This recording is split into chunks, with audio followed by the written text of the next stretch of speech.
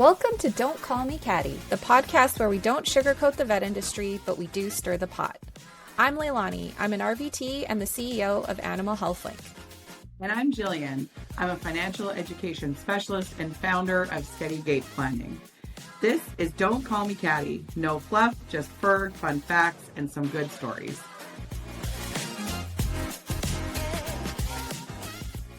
Welcome to the podcast. Welcome! Yeah, we've Yay. got Dr. Jeannet Kessels here on the Don't Call Me Catty podcast. Thank you for joining us this morning.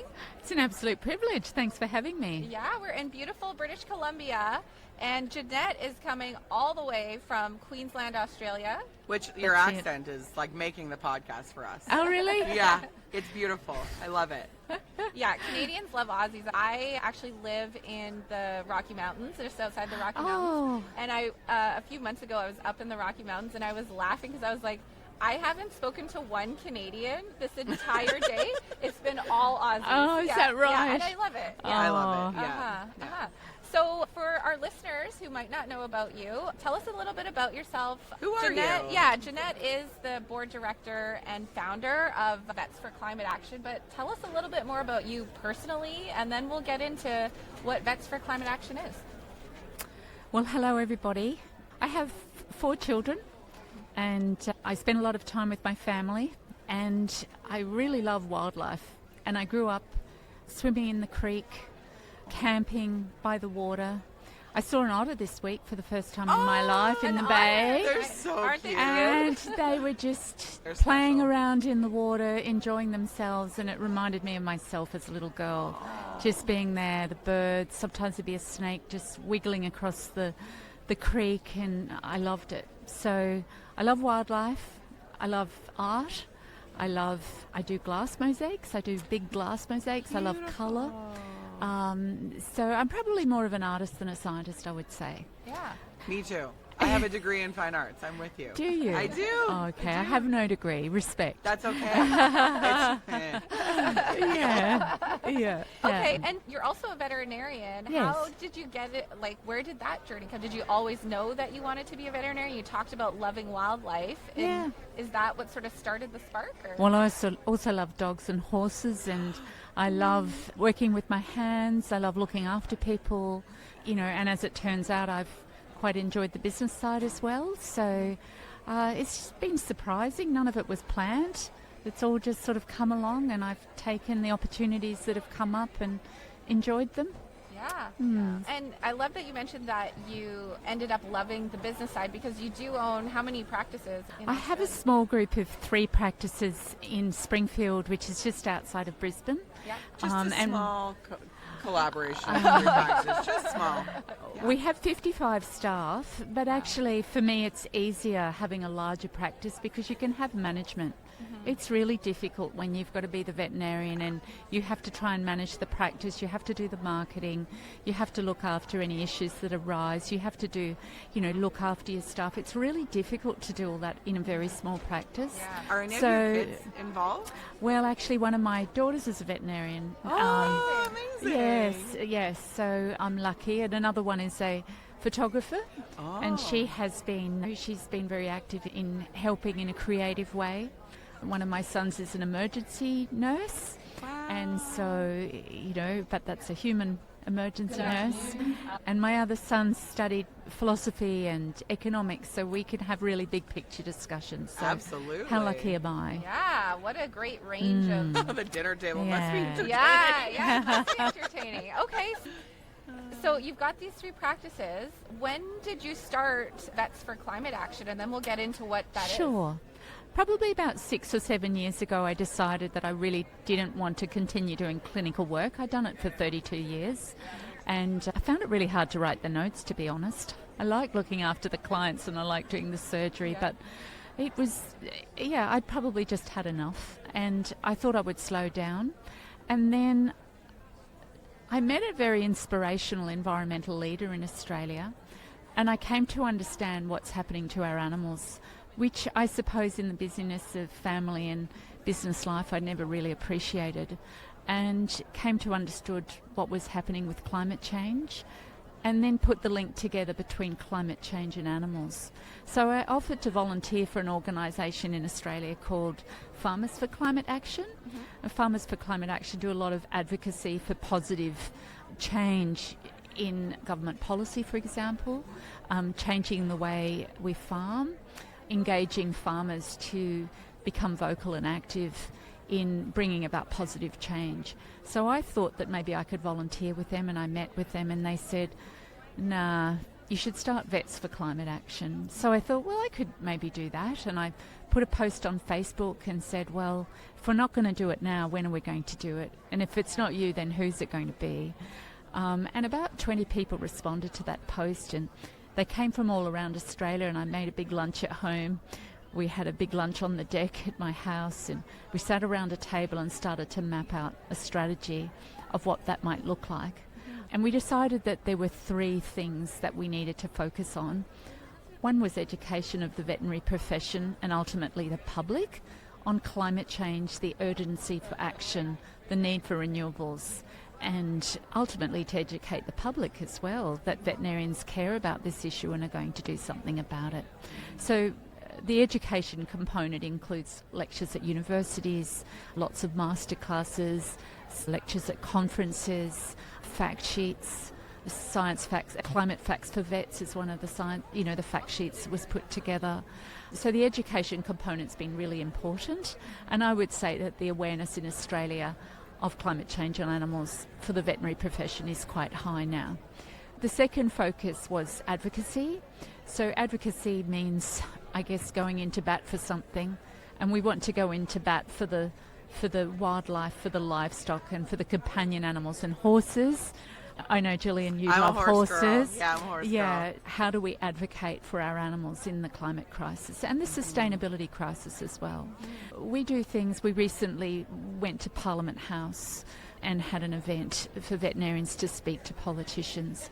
We've done a series of policy requests for the government, and each member of our Parliament received a hard copy of the policy request prior to the last elections. This is what veterinarians are asking of our politicians.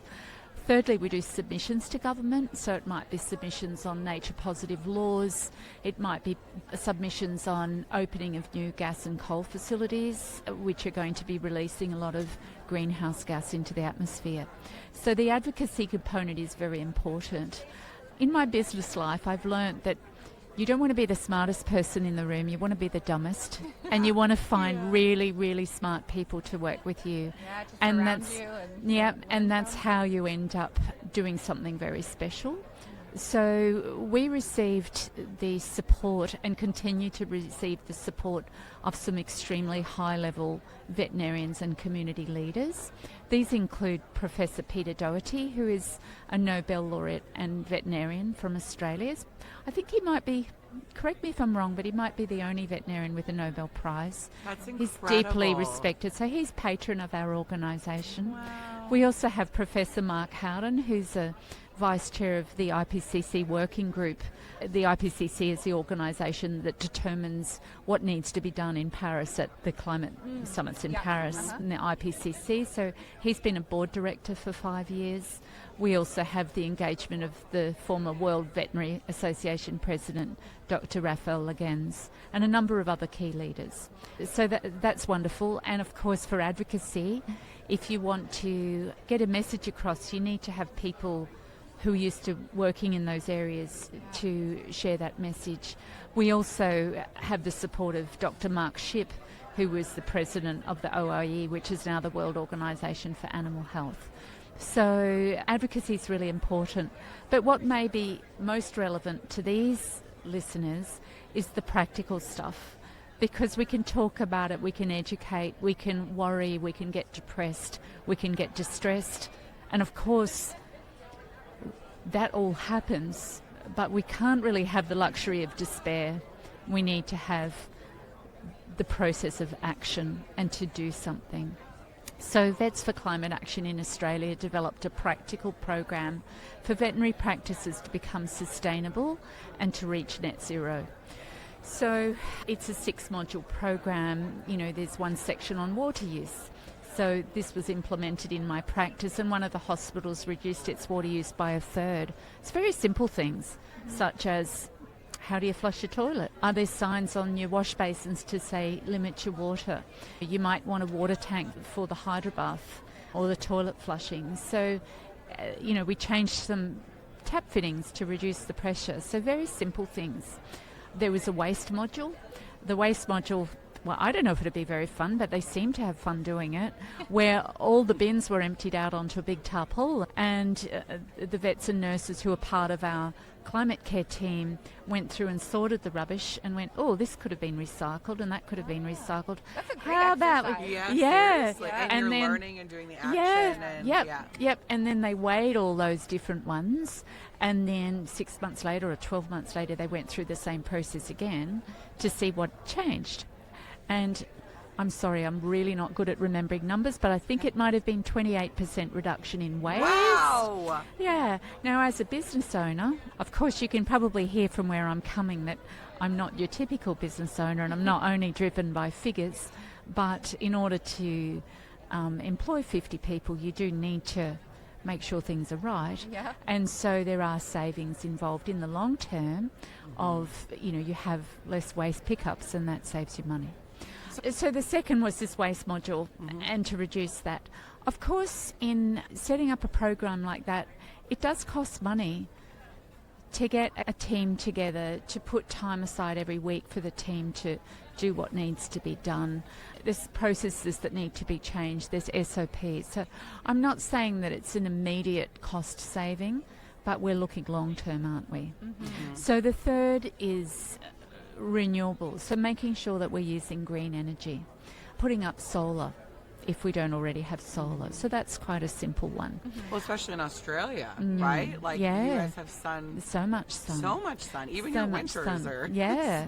But there's also policy things. So, for example, of my 3 hospitals, one is a building I own. That was really easy to put solar on. Another one is a building I rent. I was very fortunate that they allowed me to put solar on. The third is a body corp, and we're on the bottom floor. Who does the roof belong to? And so that one has been a lot more challenging because you need to get 14 people in the body corp on board to do that, and they're a little bit afraid of it. But as policy, as over time people drive for change because they understand why they need to do it, then the hope would be that will be easier. So of my 3 hospitals, only 2 have solar currently. And then there's a section on chemical use. Isoflurane, which is an anaesthetic gas used by, and I know, Leilani, you're a vet tech, aren't you? So you know isoflurane gas. It's an anaesthetic gas used by veterinarians for any animal that comes in, really, for a general anaesthetic. Now, it has a warming potential over 500 times higher than carbon. And so even though we don't use it so even though we don't use it in very big quantities, it actually has a big impact. So the use of isoflurane in my veterinary hospital group alone is equivalent to me driving my little Mini around the world 3 times. Wow. So by You changing... drive a Mini? I drive a Mini. Yeah, you do. Yeah, you do. I love that. Yeah, it's substantial. And it's something that veterinary practitioners can do. I want to take a quick moment for something we're genuinely proud to support.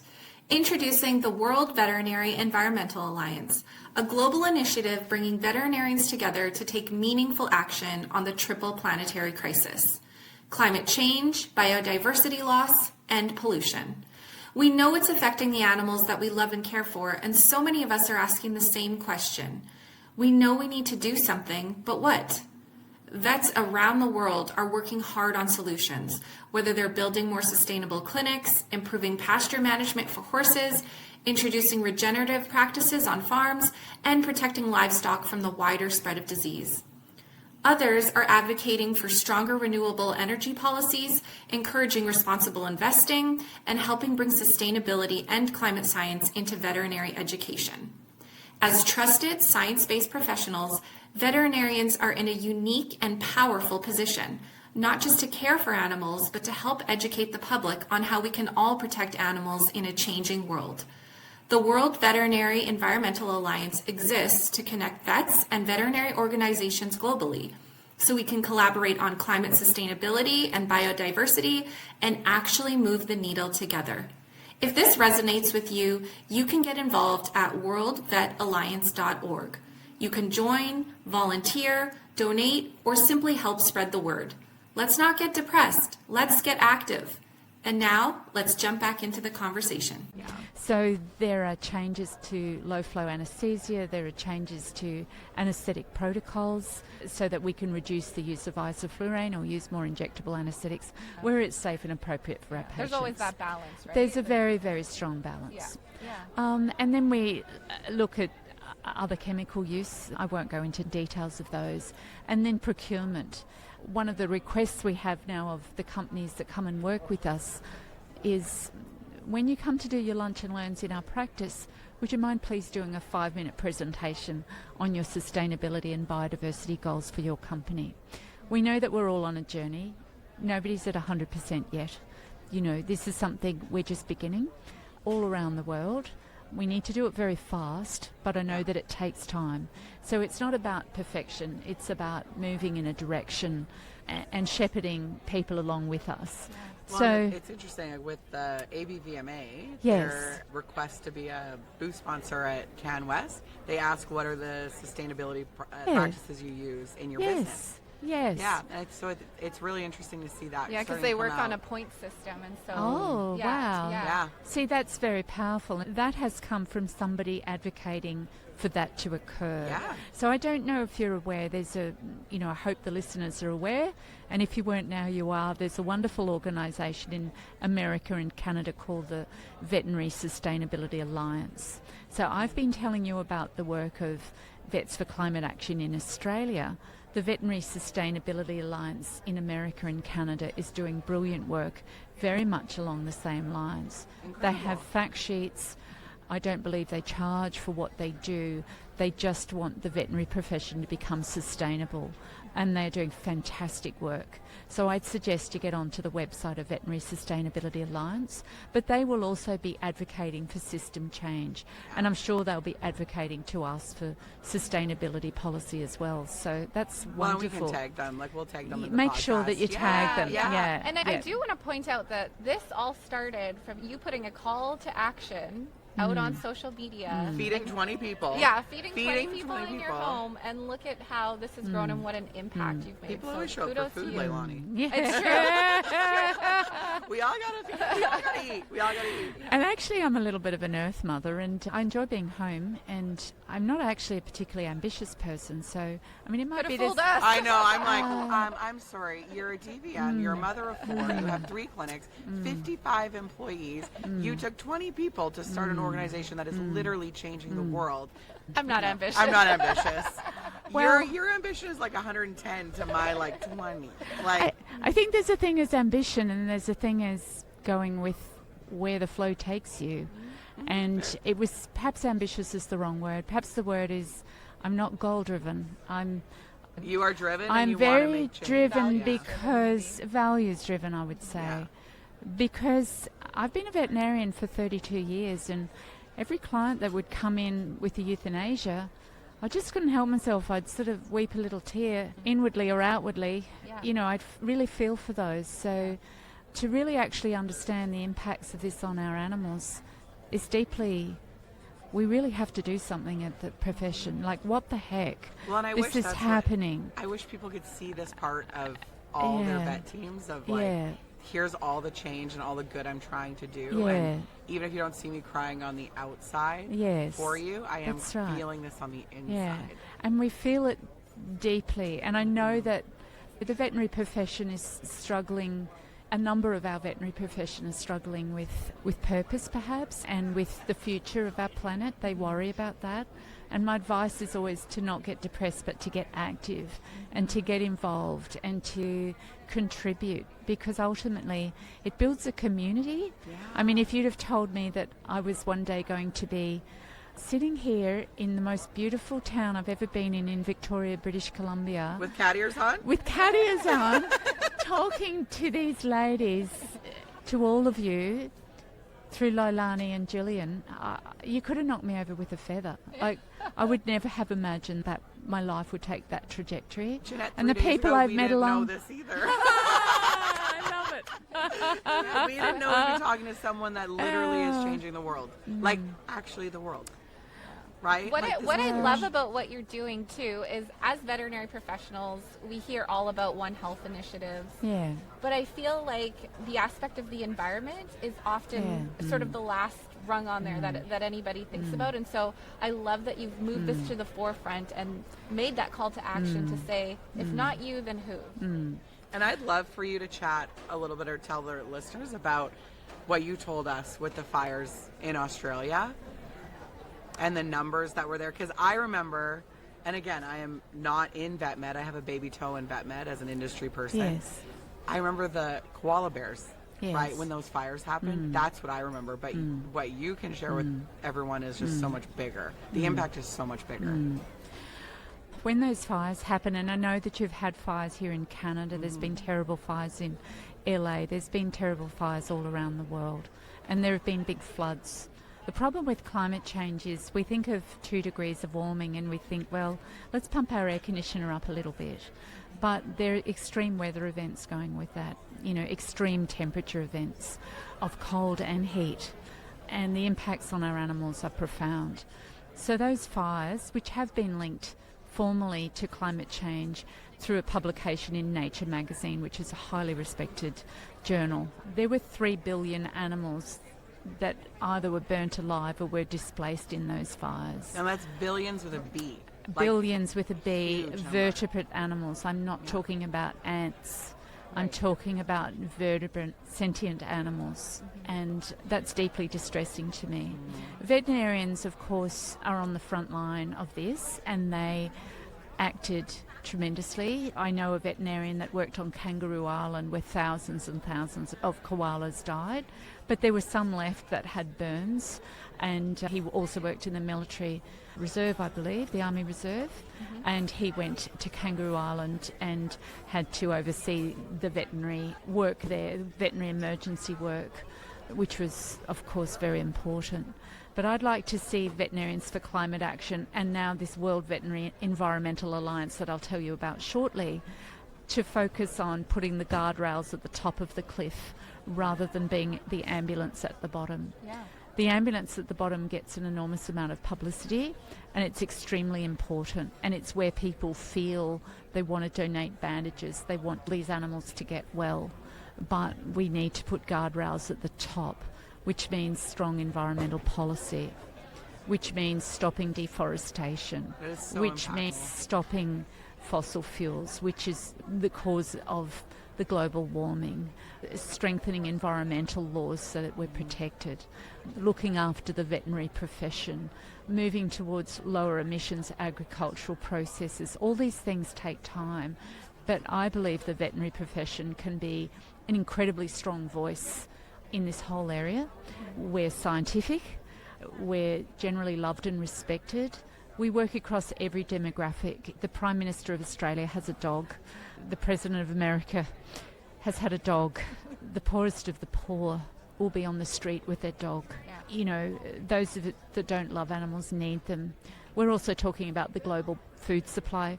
I mean, we think about veterinarians looking after doing surgery, neutering, vaccinating, looking after vomiting dogs, and that's really important. But veterinarians have these other roles to play. They have roles in biosecurity.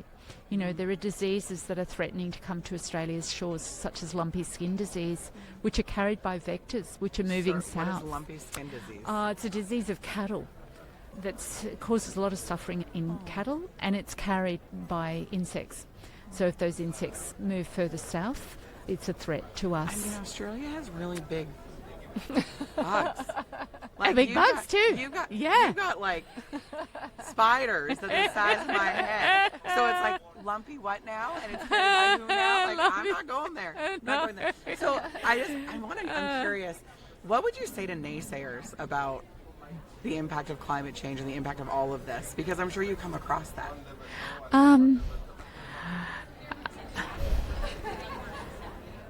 The science is out there and it's unequivocal. It's unequivocal. I'd love to sit down and have a cup of tea with you. Yeah, And me That's too. that's a great answer. Yeah. I'd love to sit down and just talk through some graphs. I mean, to be honest, it takes a particular kind of, I'm not sure if I can use the word intelligence, but it requires a particular type of mind to be able to look past the immediate and to see something very difficult coming from a long way off when in fact your life isn't that much changed most of the time is a really hard thing to do. So I don't want to take it away from people who are finding it hard to understand, because how can our minds understand this? It's too big to understand. But veterinarians, you trust your veterinarian to look after your pet. You trust your veterinarian to look after your horse, you know, when it gets laminitis or when it's lame. Or colicking. Or when it's colicking. You're wanting to call them out at midnight. You trust your veterinarian. So if your veterinarians are telling you that this is a very, very big problem and it's coming, it's not going to go away, and we need to prepare. We love the animals as much as you do. We also love people. You know, some we've already decided on people. the podcast if what you don't like dogs. And Yeah, we said if you don't like animals, we're friends. friends off. No. Well, we also, I mean, I'm talking about roles of the veterinarian. I mean, all around the world, we're not just talking about countries where veterinarians can do sophisticated procedures. We're also talking about countries that are probably unable to provide that for their domestic animals. You know, we're talking about the global food supply. Yeah, I We're wanted to talking unpack that a about little bit, livestock. We're talking about productivity. Yeah. As our continent becomes hotter and drier, our productivity is going to go down. How do we need to produce protein for the world in a different way? How do we need to ensure that nutrition is good for people all around the world, while understanding that innately livestock productivity is reducing? We have veterinarians in Uganda that have formed a Ugandan Veterinary Climate Alliance, and they're talking about what are we going to do. Conditions are changing before our very eyes, and this is going to impact our ability to feed our communities. Dogs and cats, we love them. You know, it's been my bread and their family, you know, they're so important, but we also need to talk about the even bigger picture, which is the care of livestock, the productivity, the economy. Another event that occurred in Australia soon after the fires, which isn't commonly spoken about, is an enormous flood in the north of Australia. It's very hot and humid there. There'd been a long drought, an unusually long drought. The cattle were weak, and then there was this absolute downpour of rain that went on, and 600,000 head of cattle drowned.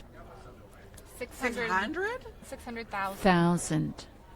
600,000 head of cattle drowned. Those that yeah, I don't know. yeah, But no, like seriously, like I think of all the doctors I work with that are feedlot yeah, doctors. yeah. 600,000. That's massive. As a small animal veterinarian, I put that in the context of animal suffering. We'd be devastated if one of our clients' pets drowned. Those that didn't drown died of cold exposure in our tropical summer.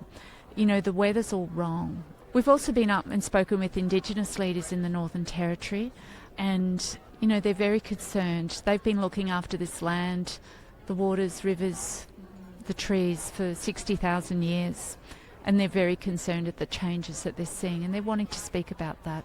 So we had a really interesting time going up and speaking with our Indigenous brothers and sisters about Do you that. have any on the board for that? Yes, we do have an Indigenous advisor, and I have a dream of bringing some veterinarians, some key people. Maybe you'd love to come along up to the Northern Territory and Oh, I was going to speaking. ask, how do we get involved in this? I think we need to talk afterwards, but I have a dream of doing a film and bringing key veterinary leaders to the Northern Territory, speaking to the veterinarians, speaking to Indigenous leaders, experience the wonder of the largest tropical savanna in the world, seeing the birds, seeing the animals, the kangaroos, the incredible animals up there, and really deeply at a spiritual level understanding what's going on. I've committed myself 10 years to work on this. In 10 years, it's over and out. There'll be others that will do that, and I'm going to have a more normal life. And I don't know if you would ever have a normal life. You have an unbelievable journey that has taken you from DVM, and you are always going to be a DVM, but this is world-changing for sure. I hope so. Who's the coolest person you've ever met? Like, who's the most impactful person you've ever met? Well, I would say the environmental leader, Bob Brown, that I met in Australia and got to sit with for a while, and just in the most beautiful place. There was platypus in the creek. There was a mountain to climb. And just to sit there and to listen to him speak and say, don't get depressed, get active. I would say he is probably the most inspiring man. So how do people get involved with you? This is incredible. So Vets for Climate Action in Australia is very busy doing all of the work in Australia. Until we get this to become an independent international organisation, we're sitting on the back of Vets for Climate Action. It takes quite a while to establish all the systems in setting up an NGO and the framework. So the framework is very solid. Our CEO is a trained lawyer. So this organisation will sit to the side of Vets for Climate Action, completely endorsed by Vets for Climate Action. But we don't want to distract from the work that's occurring in Australia.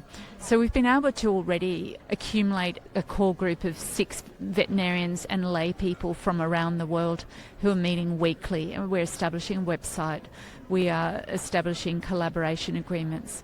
It's early in the journey, but all of the meetings I've had, they've been with the World Organisation for Animal Health, with the World Veterinary Association, the Canadian Veterinary Medical Association, with these university deans. They're all very interested. They feel like the time is right for this organisation to occur, and they would like to see it flourish, I believe. So there need to be, once again, other people smarter than I am to bring this forward and to really bring it to fruition. We got to help build those guardrails. Yes, build the guardrails. So I would love people to email us on World Vet Alliance at vfca.org.au. So that's World Vet Alliance at vfca.org.au, and say, I'd like to help. And then we'll see what we can do. Well, I think Leilani and I are 100% showing up for you in Australia somewhere. I'm speaking for Leilani on this. Well, no, Australia's near and dear to my heart because I actually did my practicum over in Australia. Did you? I did, yeah. Where did you do that? So I did half of it at an ER hospital in Sydney, and then I did the other half at the Australia Zoo Wildlife Hospital. Oh, that's near where I live. Oh, Yeah. So I was living in Caloundra. Oh, beautiful, near the Yeah. ocean. You probably go for a swim every morning. Yeah, well, I mean, I'm landlocked where I live, so I don't actually know how to swim, but I frolicked in the water. You were like... You don't know how to swim? I don't. I'm going to buy you some flotation devices. The things I learned about Leilani today. Well, there's no otters in Australia, but I love those otters. Yeah, So no. you can't leave the podcast without answering the infamous music question. Are you ready, Jeanette? Okay. So where this question stemmed from is I attended a conference, and one of the executives there said, because we had a bunch of new people, I want everyone to come up with 3 songs. Your walk-in song, your funeral song, and your win song. So what are those for you? They're probably very varied. Love that. I love George Handel's The Arrival of the Queen of Sheba. I'm gonna download this just for the title. Just for the title. So I like that one. What was the next one? The Your walk. funeral song and your walk-in or win song. I'd have for the walk-in song probably "It's a Beautiful Day" with you two. Oh, Yeah. that's a great choice. Yeah, so I love that one. And then for a funeral song, there's 2 songs that are very different, or 2 artists really. Nick Cave, I'm a big fan of Nick Cave. Oh, I love Nick Cave. In particularly his latest work. And the one that I really like is Wow Oh Wow. Oh. How wonderful she is. Yeah. And it's quirky and ridiculous, and I really love that We song. are quirky and ridiculous. Yeah, I think you could do Wow Oh Wow as well. Yeah, we're so looking I, up. Yeah. I love that one. And then there's a an incredible Indigenous artist from Australia who has passed, called Gurrumul, and anything by Gurrumul, Bappa by Gurrumul. Have a look at the Gurrumul. Okay. It's How do you very spell it? Gurrumul. Okay. So look at the Gurrumul album. I can't spell Watch, it or say it. watch the Gurrumul. Okay. Watch the Gurrumul movie as well. Okay. Okay. Yeah, I think I watched it 5 times. So there has to be something by Gurrumul. Okay.